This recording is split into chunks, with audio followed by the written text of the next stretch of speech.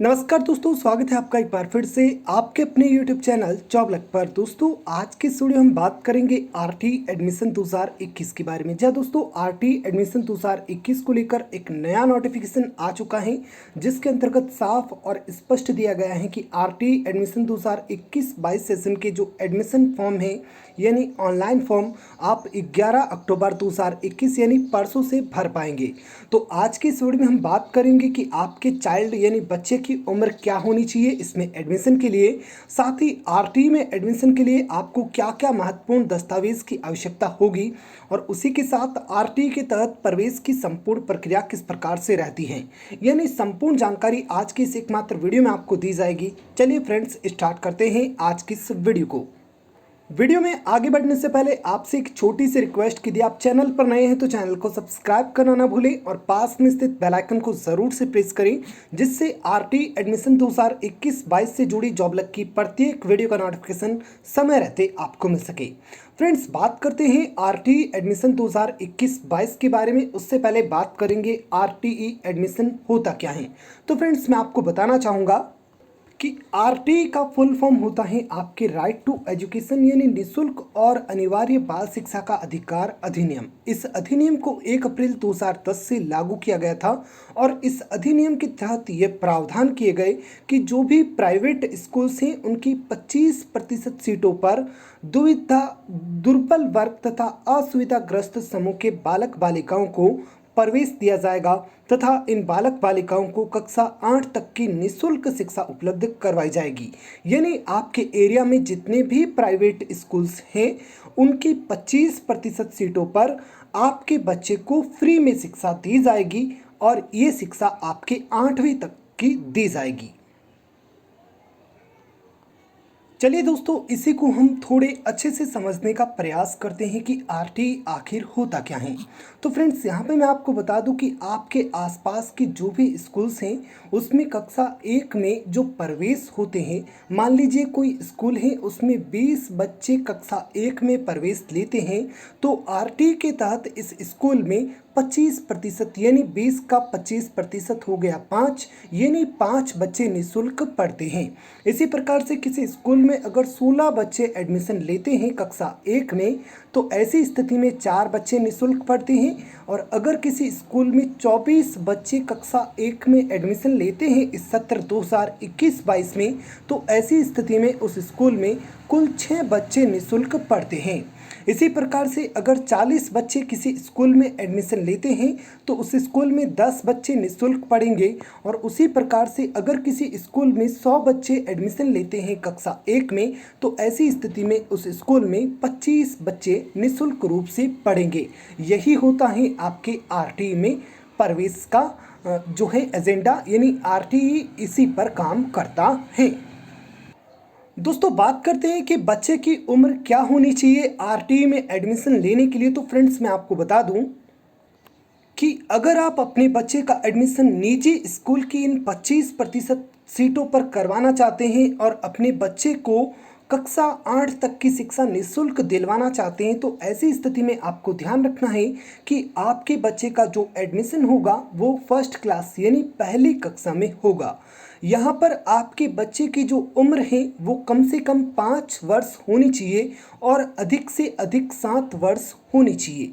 अब यहाँ पे इसको आप किस प्रकार से देखेंगे, तो इसको आपको चेक करना है कि 31 मार्च 2021 की डेट तक, 31 मार्च 2021 की डेट तक आपके बच्चे की जो उम्र है वो अगर 5 वर्ष हो चुकी हैं, तो आप अपने बच्चे का एडमिशन आरटी के तहत करवा सकते हैं। या फिर आपके बच्चे की उम्र 7 वर्ष से अधिक नहीं है, तो ऐसी स्थिति में आप अपने बच्चे का एडमिशन आरटी के तहत करवा सकते हैं। चलिए इसको भी थोड़ा अच्छे से समझते हैं। तो फ्रेंड्स, मैं आपको बताना चाहता हूं कि मेरे कहने का तात्पर्य यह है कि आपके बच्चे की उम्र मार्च 31 2014 से मार्च 31 2021 के बीच में होनी चाहिए, डेट ऑफ बर्थ। तभी आपके बच्चे का एडमिशन 2021-22 के तहत आरटी में हो सकता है।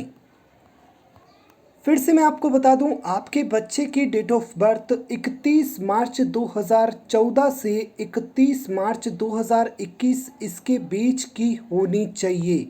अगर इसके बीच की है तभी आपके बच्चे का एडमिशन आरटीई के तहत हो सकता है। उसके बाद फ्रेंड्स बात करते हैं कि आरटीई में एडमिशन के लिए आपको कौन कौन से इम्पोर्टेंट डॉक्यूमेंट्स की आवश्यकता होती है। उससे पहले फ्रेंड्स बात करेंगे कि आरटीई के तहत बच्चे का प्रवेश किस तरह से होता है। तो दोस्तों, आरटीई में प्रवेश के लिए जो दो तरीके क्राइटेरिया इन्होंने बांट रखे हैं, वो दो तरीके क्राइटेरिया हैं। एक तो दुर्बल वर्ग और दूसरा है असुविधाग्रस्त समूह। बड़े ही ध्यान से समझिएगा, संपूर्ण जानकारी मैं यहाँ पर आपको दे रहा हूँ। तो दुर्बल वर्ग में कौन आता है भाई? दुर्बल वर्ग में ऐसे सभी बालक आते हैं जिनके अभिभावक की वार्षिक आय 2.5 लाख रुपए से कम या 2.5 लाख रुपए हो। मतलब कि अगर आपकी जो आय है वार्षिक यानी 12 महीने की, वो या तो 2.5 लाख रुपए है या फिर 2.5 लाख रुपए से कम है, तो आप अपने बच्चे का एडमिशन आरटीई के तहत करवा सकते हैं। तो दोस्तों, ये तो पहला तरीका हो गया आरटीई में एडमिशन का। एक तरीका ये है कि बच्चा अगर दुर्बल वर्ग में आता है तो बच्चे का एडमिशन आरटीई में हो सकता है। और दुर्बल वर्ग से मतलब बस इतना है कि उसके माता पिता की 12 महीने की आय 2.5 लाख रुपए या इससे कम होनी चाहिए। अब बात करते हैं इसके एडमिशन के दूसरे तरीके की। तो दूसरा तरीका है यहाँ पर, अगर बच्चा असुविधाग्रस्त समूह से आता है तो बच्चे का एडमिशन आरटीई के तहत हो सकता है। अब असुविधाग्रस्त समूह में कौन कौन से बच्चे आएंगे, ज़रा ध्यान से सुनिएगा। ऐसा बच्चा जो अनुसूचित जाति का बच्चा है या फिर अनुसूचित जनजाति का बच्चा है, मतलब कहने का साफ है एससी या फिर एसटी से अगर बच्चा है तो आरटीई के तहत एडमिशन हो सकता है। दूसरा, अनाथ अगर बच्चा है तो उसका भी एडमिशन हो सकता है। और अगर बच्चा एचआईवी अथवा कैंसर से प्रभावित है तो ऐसी स्थिति में भी उसका एडमिशन आरटीई के तहत हो सकता है। या फिर कैंसर से उसके माता पिता या फिर उसको जो भी पाल रहा है वह भी अगर कैंसर से प्रभावित है तब भी आरटीई के तहत उस बच्चे का एडमिशन हो सकता है। अगर युद्ध विधवा का बच्चा है तब भी उसका एडमिशन आरटीई के तहत हो सकता है। और अगर बच्चा निःशक्त है यानी दिव्यांग है तब भी उसका एडमिशन आरटीई के तहत हो सकता है। उसके पश्चात फ्रेंड्स, अगर बच्चा पिछड़ा वर्ग या विशेष पिछड़ा वर्ग से बिलोंग करता है, मतलब साफ है कि ओबीसी या फिर एमबी बिलोंग करता है और उसके अभिभावक की वार्षिक आय 2.5 लाख रुपए या उससे कम है, तब भी उस बच्चे का एडमिशन आरटीई के तहत हो सकता है। या फिर बच्चे का जो नाम है, साथ ही अभिभावक का जो नाम है, वो केंद्र या राज्य की बीपीएल सूची में है, यानी आपका अगर बीपीएल कार्ड बन रखा है तब भी आपके बच्चे का एडमिशन आरटीई के तहत हो सकता है। तो यहाँ पर बिल्कुल क्लियर हो चुका होगा कि किन बच्चों का एडमिशन आरटीई के तहत हो सकता है। ऐसे बच्चे जो दुर्बल वर्ग या फिर असुविधाग्रस्त समूह से आते हैं उनका एडमिशन आरटीई के तहत हो सकता है। दुर्बल वर्ग से मेरा मतलब ये है कि ऐसे बच्चे जिनके पेरेंट्स यानी अभिभावक की आय 2.5 लाख रुपए या उससे कम है। और साथ ही असुविधाग्रस्त में ये सभी जो मैंने अभी आपको बताए, यानी एससी का बालक, एसटी का बालक, अनाथ बालक या फिर एचआईवी कैंसर प्रभावित बालक या फिर एचआईवी कैंसर से प्रभावित माता पिता का बालक या फिर संरक्षक का बालक, युद्ध विधवा का बालक या फिर निःशक्त बालक या फिर पिछड़ा वर्ग या विशेष पिछड़ा वर्ग का ऐसा बालक जिसके अभिभावक की वार्षिक आय 2.5 लाख रुपए से कम हो, या फिर ऐसा बालक जिसका परिवार का जो है बीपीएल कार्ड बन रखा हो, चाहे केंद्र का हो चाहे राज्य का हो, चलेगा। उसके पश्चात दोस्तों बात करते हैं कि आरटीई में फॉर्म भरते समय आपको क्या क्या डॉक्यूमेंट्स की आवश्यकता होगी। तो दोस्तों, आरटीई में प्रवेश के लिए आपको मात्र 3 दस्तावेज की आवश्यकता होती है। एक दस्तावेज होगा आपके मूल निवास से संबंधित, दूसरा दस्तावेज होगा आपके बच्चे की उम्र से संबंधित, और तीसरा दस्तावेज होगा कि आप किस तरीके से फॉर्म भर रहे हैं। मैंने अभी दो तरीके बताए थे, एक दुर्बल वर्ग बताया था, एक असुविधाग्रस्त समूह से बताया था। तो जिस भी तरीके से आप फॉर्म को भर रहे हैं उसका प्रूफ आपको चाहिएगा। चलिए इसको और ज़्यादा अच्छे से समझने का प्रयास करते हैं। देखो दोस्तों, दुनिया में कहीं भी जाओगे ना, ई मित्र वाले के पास जाओगे तो वो आपको 17 डॉक्यूमेंट बताएगा, किसी अन्य बंधु से पूछोगे तो वो आपको 17 डॉक्यूमेंट बताएगा, लेकिन मैंने आपको यहाँ पे 3 मात्र डॉक्यूमेंट बताए हैं। और अगर आपके पास ये 3 डॉक्यूमेंट हैं तो मैं आपसे वादा करता हूँ कि आपके बच्चे का एडमिशन आरटी में होने से कोई नहीं रोक सकता, बशर्ते उसकी रैंक अच्छी आनी चाहिए। चलिए इन डॉक्यूमेंट्स को और ज़्यादा अच्छे से समझने का प्रयास करते हैं। तो मूल निवास संबंधी दस्तावेज से मेरा मतलब है कि आपके एड्रेस का प्रूफ आपके पास होना चाहिए। अब एड्रेस प्रूफ में आप क्या क्या चीज़ें काम में ले सकते हैं तो ज़रा ध्यान से सुनिएगा कि अगर आपके पास बच्चे का या फिर अभिभावक का यानी माता पिता का मूल निवास प्रमाण पत्र है तो और ज़्यादा अच्छी बात है। अगर ये नहीं है तो दिक्कत नहीं लेनी है। अगर आपके पास राशन कार्ड है तो वो भी आपके मूल निवास प्रमाण पत्र की जगह काम पे आ सकता है। आधार कार्ड बच्चे या पापा मम्मी का है तो भी मूल निवास की जगह काम में आ सकता है।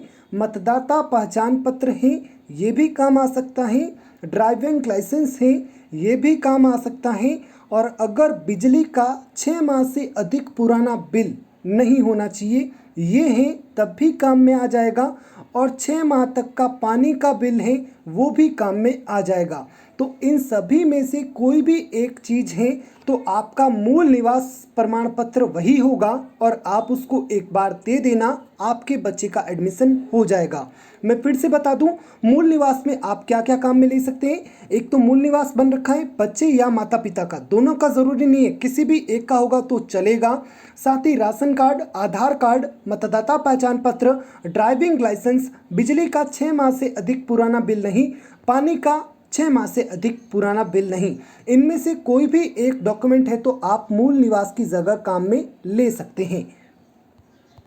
दस्तावेज नंबर 2 में आपसे मांगा जाएगा बच्चे की उम्र से संबंधित दस्तावेज। तो बच्चे का अगर जन्म प्रमाण पत्र आपके पास है तो बहुत अच्छी बात है, आप उसको दे दीजिएगा, आपका काम हो जाएगा। अगर ये आपके पास नहीं है तो आप अस्पताल या फिर सहायक नर्स या फिर दाई जहाँ पर बच्चे का जन्म हुआ है वहाँ के रजिस्टर का अभिलेख लाकर दे दोगे तब भी काम हो जाएगा। और ये भी आपके पास नहीं है तो आप आंगनबाड़ी का अभिलेख लगा दोगे तब भी काम हो जाएगा। और अगर ये भी आपके पास नहीं है तो आप बच्चे का आधार कार्ड काम में ले लोगे तब भी आपका काम हो जाएगा। बच्चे की उम्र से संबंधित 4 दस्तावेज मैंने आपको बताए हैं। पहला जन्म प्रमाण पत्र, दूसरा अस्पताल या सहायक नर्स या दाई का रजिस्टर अभिलेख, तीसरा आंगनबाड़ी अभिलेख और चौथा आधार कार्ड। इन 4 में से कोई भी एक आपके पास होगा तो आपका काम हो जाएगा। अंतिम और सबसे इम्पोर्टेंट चीज़ जो है वो है आपने किस तरीके से फॉर्म को भरा है। 2 तरीके मैंने अभी आपको बताए थे। तो जिस भी कैटेगरी से आप अपनी फॉर्म को भर रहे हैं उसका दस्तावेज आपको चाहिएगा। जैसे कि अगर आप दुर्बल वर्ग से फॉर्म को भरते हैं तो दुर्बल वर्ग की मैंने आपको क्या बताई कि मम्मी पापा की आय 2.5 लाख रुपए या उससे कम होनी चाहिए। तो सिंपल सी बात है कि इसके लिए ये जो तीसरा प्रूफ होगा ना दुर्बल वर्ग के लिए, वो होगा आपके 2.5 लाख रुपए से कम का आय प्रमाण पत्र। कचहरी में जाना बोलना बन जाएगा, कोई दिक्कत नहीं है। दुर्बल वर्ग के लिए आपकी आय 2.5 लाख रुपए से कम होनी चाहिए और यही इसका प्रूफ होगा कि आप इसका आय प्रमाण पत्र उपलब्ध करवाएंगे। और अगर आप अपना फॉर्म असुविधाग्रस्त समूह से लगाते हैं यानी इनमें से किसी से लगाते हैं तो इससे संबंधित आपको प्रमाण पत्र की आवश्यकता होगी। यानी असुविधाग्रस्त समूह से अगर कोई एससी का बालक का फॉर्म लगाया जाता है तो वहाँ पर एससी का प्रमाण पत्र चाहिए, यानी कास्ट सर्टिफिकेट चाहिए। एसटी का लगाया जाता है तो एसटी का कास्ट सर्टिफिकेट। अगर बालक अनाथ है तो अनाथ होने का प्रमाण पत्र अलग। अगर बालक कैंसर या एचआईवी से पीड़ित है तो इसका प्रमाण पत्र। अगर युद्ध विधवा का बालक है तो इसका प्रमाण पत्र। अगर बालक निःशक्त है तो इसका प्रमाण पत्र। अगर बालक ओबीसी या फिर एमबीसी वर्ग का है तो ऐसी स्थिति में बालक के माता पिता के 2.5 लाख रुपए से कम आय होने का आय प्रमाण पत्र आपको चाहिए, तीसरे सर्टिफिकेट यानी तीसरे दस्तावेज के तौर पर। और साथ ही अगर बालक केंद्र या राज्य सूची के बीपीएल सूची में आता है तो भाई बीपीएल कार्ड का आपको साथ में देना होगा, वहाँ पर स्कैन करवाना होगा, ये आपको यहाँ पर चाहिएगा। तो तीनों तरह के दस्तावेज के बारे में मैंने आपको जानकारी दे दी है। वीडियो को अच्छे से एक बार फिर से चेक कर लीजिएगा। मूल निवास के बारे में भी मैंने आपको बताया, बच्चे की उम्र के बारे में भी मैंने आपको बताया, और जिस कैटेगरी से आप आवेदन कर रहे हैं उसके प्रूफ के बारे में भी मैंने आपको बताया।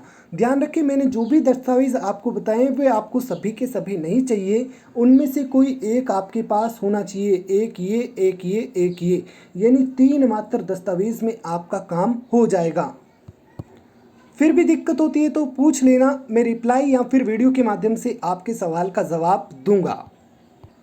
अब दोस्तों थोड़ी बात कर लेते हैं आरटी में एडमिशन के प्रोसेस की। तो फ्रेंड्स, आरटी में एडमिशन के प्रोसेस में पहले आप कई सारी स्कूल्स को भर पाते थे, उसके बाद 15 स्कूल्स को भर पाते थे, लेकिन अभी का नियम अलग है। अभी आप केवल अपने एरिया की 5 स्कूल्स को भर पाएंगे। तो समझिए कि आपने यहाँ पर ये 5 स्कूल भरी हैं अपने बच्चे के एडमिशन के लिए। तो ध्यान रखें कि आरटी में ऐसा नहीं होता है कि आपके बच्चे का प्रवेश हो गया तो राइट आ गया, नहीं हुआ तो क्रॉस आ गया, ऐसा नहीं है। आपके बच्चे की रैंक आती है, यानी आपके बच्चे की लॉटरी निकलती है और आपके बच्चे की किस्मत के आधार पर रैंक आती है।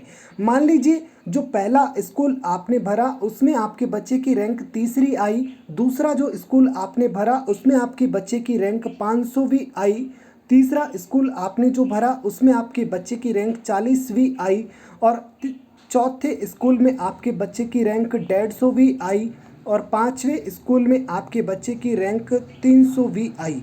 तो ऐसी स्थिति में ध्यान रखना है कि भाई आपको यहाँ पे पता है कि इस स्कूल में जो पहला स्कूल है उसमें 20 बच्चों ने एडमिशन लिया है तो 5 बच्चे फ्री पढ़ेंगे, और आपका बच्चा कितने नंबर पर है, 3 नंबर पर है। तो सिंपल सी बात है कि 100% अगर आपके पास दस्तावेज है तो इस स्कूल में आपके बच्चे का एडमिशन हो जाएगा। लेकिन वहीं पे बात करते हैं स्कूल नंबर 2 की। तो स्कूल नंबर 2 में आपके कितने बच्चे फ्री पढ़ेंगे, 4, और आपके बच्चे की रैंक आई है 500वीं, यानी आपके बच्चे से पहले 499 बच्चे उस स्कूल के गेट के बाहर खड़े हैं। ऐसी स्थिति में आपके बच्चे का एडमिशन इस स्कूल में नहीं होगा।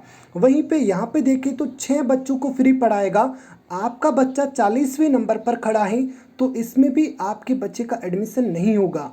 और उसके बाद यहाँ पे 150 नंबर पे खड़ा है तो यहाँ पर भी नहीं होगा, और यहाँ पे 300 नंबर पे खड़ा है तो यहाँ पर भी नहीं होगा। लक बाई चांस आपके बच्चे की लॉटरी में रैंक अच्छी आती है तो आपके बच्चे का एडमिशन ईजिली हो जाता है। फ्रेंड्स, यहाँ पे एक बात और गौर करने की है, मैंने यहाँ पे आपके बच्चे की रैंक 40वीं बताई, और आपके पता है कि भाई 25% ये 6 सीटों पर फ्री एडमिशन होने वाला है।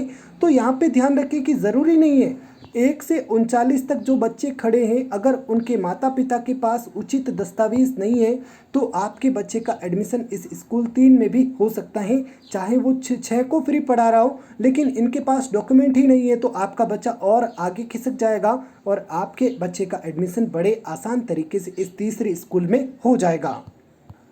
बच्चे की उम्र से संबंधित और साथ ही डॉक्यूमेंट से संबंधित और संपूर्ण प्रक्रिया के से संबंधित ये तीनों ही बातें मैं अच्छे तरीके से आपको समझा चुका हूं। अगर फिर भी दिक्कत होती है तो कमेंट कीजिएगा या फिर मेरी इंस्टा आईडी जॉबलक ऑफिशियल पर फॉलो कर मुझे मैसेज कीजिएगा, आपको उसका रिप्लाई दिया जाएगा। परसों यानी 11 अक्टूबर 2021 से जैसे ही आवेदन स्टार्ट होते हैं आपको इसके ऑनलाइन फॉर्म का वीडियो भी उपलब्ध करवा दिया जाएगा। वीडियो अगर अच्छा लगा है तो प्लीज़ वीडियो को लाइक कीजिएगा, अपने फ्रेंड्स के साथ शेयर कीजिएगा, और चैनल पर नए हैं तो चैनल को सब्सक्राइब कर बेल आइकन को ज़रूर से प्रेस कीजिएगा। वीडियो को लाइक करने में कंजूसी मत कीजिएगा। Thanks for watching. जय हिंद, जय भारत।